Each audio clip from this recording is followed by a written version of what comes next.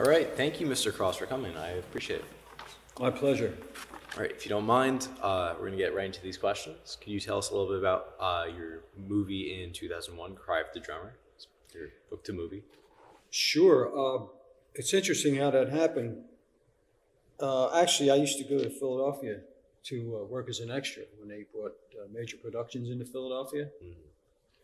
And I was so inspired by the way they did this, film shooting and so forth.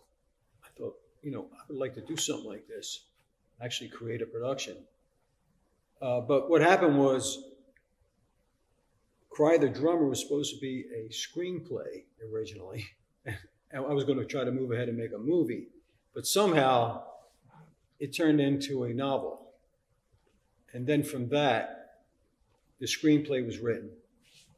And then obviously after that, I moved ahead and made an independent film right in my own area.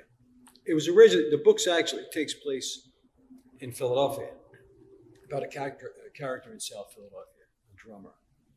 But obviously there was not a big enough budget to go to Philly, so I was able to get some help from local people around here, and we were able to put the movie together on an extremely low budget, which was great. Wow. Yeah, that's great. All right, so for our next question, could you tell us a little bit about Goodbye, Charlie Damien? Yeah, Charlie Damien obviously was my second film, and it was a film I really had a deep interest in because it actually had something to do, when I experienced something in my own life.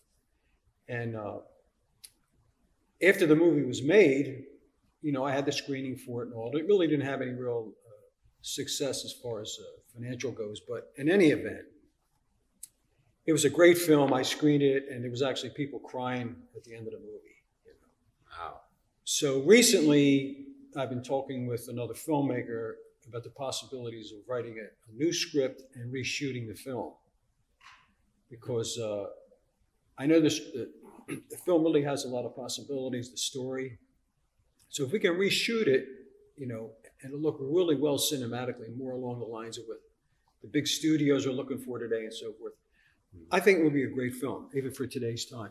All right, now could you tell us about Calling Augie and your script after the movie?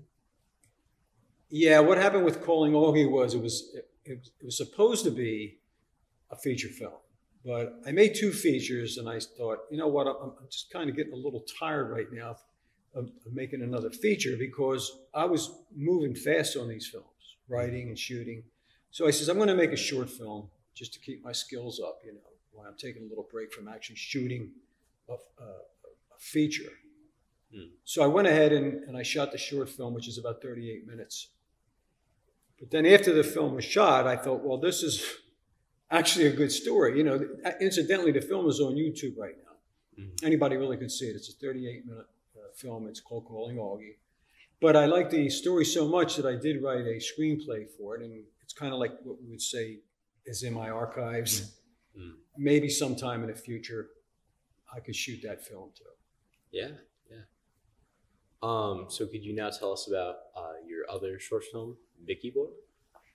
Yeah, once again, in the realm of short films, I thought of another story about this guy who actually was in the film business, and something had happened to him, and then it derailed him for a while. And then he came back again, and it ended up being a 30-minute short, which we had some great locations and nice scenery. It was shot really well. Once again, that's on YouTube as well. People could see that. So again, I liked the story so much that I said, well, I want to write the screenplay for this, and I did.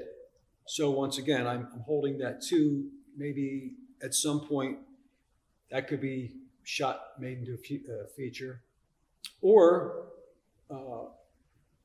if in fact I'm able to get an in with the big studios, because I'm actually shopping a screenplay to the big studios now, and I have other work that I'm saving if I ever do get in that door that I can introduce to them. So Mickey Boy might be one of them. We don't know. All right, well, can you tell me about the scene in Calling Augie when you shoot pool? Is it true that you were actually a pool hustler when you were younger? It is true. It is true. I came from an interesting place or interesting part of my hometown, where there was a pool hall, and there was two of these big, gigantic pool tables in the back. There was a luncheonette, and then there was a pool room in the back with these two big tables, kind of like the ones you've seen in the movie The Hustler with Paul Newman. Mm-hmm. Them big regulation. I mean, tables, they must have weighed about 2 tons. Couldn't even move them. But in any event, I hung out there a lot, and I hustled pool, and they had a lot of gambling going on back there as well. And so, yeah, I mean, I got real good at the game, and I was able to hustle people. Not something that I'm proud of when I say hustle, but I was a young kid, and I was just trying to make some money. And there's people that just wanted to shoot pool for the fun of it. And some of them just wanted to see if they could beat you at the game. If they knew you were good. So yeah, I was able to hustle pool and make a few bucks. In any event, I'm not recommending that for any of our youth today. It's not a way of life, you know. Okay, let's get back to the feature films. Can you tell us about your film, The Bookie? Yeah, that's another interesting story regarding the part of town I was brought up in. Again, you know, and this happens in most towns. I mean, you're going to get places where you're going to experience things where there is bookies and people. But back then, you could play the lottery, you know, with these street bookies, you know, and they would take bets for horses and things like that, you know. So I thought that would be a great idea if I made a story or wrote a screenplay about a bookie and, you know, make it into a movie. And so I did. And this particular character in the bookie, he makes a lot of money doing this. He has people working under him. He's making big money, and he's also involved in the real estate business as a front. You know. So, but it has a nice ending. It has a pleasant ending to where the guy really goes legit, so to speak. He takes the honest route. It ends really nice. You know, once again, it's an entertaining story, but it's not the kind of life anybody really should want to live. You know, just make an honest living. You don't have to do that kind of stuff. That's why I like the film, because the guy turns out to do something more constructive, you know, in the business world. Mm-hmm. All right, and can you tell us about your next film after that, Day of Salvation? Yeah. Day of Salvation is about a drummer. Again, I went to make another drummer movie, but from a different perspective, because the drummer in this movie is older. He's actually close to 60 years old. And he had a real bad time in his life. Something had happened which caused a nervous breakdown. And he was just kind of like living, you know, day by day, and was able to get some Social Security income. And he knew all the people on the streets, everybody knew him. He couldn't work no more. But something interesting happens. And during the course of the movie, which brings this guy back to life again, you know, just suddenly, and he ends up getting a recording contract through a strange twist of fate due to some tapes that were sent to an A&R department 20 years prior from a band he was in. Unfortunately, the band members were killed in an accident. He was the only one that wasn't there in the car. The other band members were in this car after leaving a rehearsal, and they were killed. So, but he comes back to life from this nervous breakdown and is able to achieve success in the recording industry. It's unbelievable, man. The guy's like close to 60 and he gets a record deal. You know, but it's great. It's just, you know, it's a success story. Yeah. Sounds like a great film. So you played the role of drummer in Cry of the Drummer and Day of Salvation. Are you actually a drummer? I am. I do play drums. I've been playing drums since I was 12 years old, actually. And I did play in bands. I played in bands for 12 years. And then after 12 years of band, you know, you get tired of these atmospheres, these nightclubs and stuff like that, where there's just a lot of crazy stuff going on. You have to look at it in a perspective, well, is this going to be a way I'm going to make a business? So when I started writing screenplays and making films, I started writing songs as well. And right now, I do have a couple songs up on the internet through iTunes. And it's a 2-song EP. It's called Love is the Key. And hopefully in the very near future, I'm going to put a band together and complete the whole CD. So I try to keep up my drumming as much as possible, 2-3 days a week. Sit down for about an hour, practice, and to try to keep it up. And hopefully this music venture is going to, come to fruition, so to speak. So that's definitely great. Now, are you going to reintroduce your book, Cry of the Drummer, on Kindle ebook? Or if so, when will that be? Right now, I'm in the process of putting the book together in a kind of just a few things, so to speak, changes and so forth, and just kind of tweaking things and get it put into a file. And yes, reintroduce it onto Kindle, because when I first published the book, there was probably 1,000 people from the immediate area that got the book, and everybody just loved it. It never really had a real chance because it never got to a major publisher. So I think now with the onset of the internet and being able to sell your stuff over the internet, I think it has a much better chance if it's marketed properly. Because it's a great story that takes place in South Philadelphia. There's just so much going on in it. And quite honestly, I'd like to see the movie remade too, that I shot. Because many people said this should be a movie. And everybody that saw it from an independent perspective, they loved the movie. They said it was just a great film. So, when you first started making films back, or when I did back in 2000, the technology wasn't as much as it is today. Things are so much refined, and you see the quality of films and all, and you say, wow, I got a good story and a good film. If it was made really good cinematically, and produced by a major studio, this could be something special. So you think of them things about, well, maybe I should reintroduce it and get it reshot. Because it never really had any big commercial success or not. Yeah. Well, now what about your new book about Jesus? What inspired you to make a book about Jesus? Well, you know what? I always was, the word is inspired. I was greatly inspired regarding the 4 Gospels, Matthew, Mark, Luke, and John. And when I was reading through them, I seen so many miracles that Jesus has performed.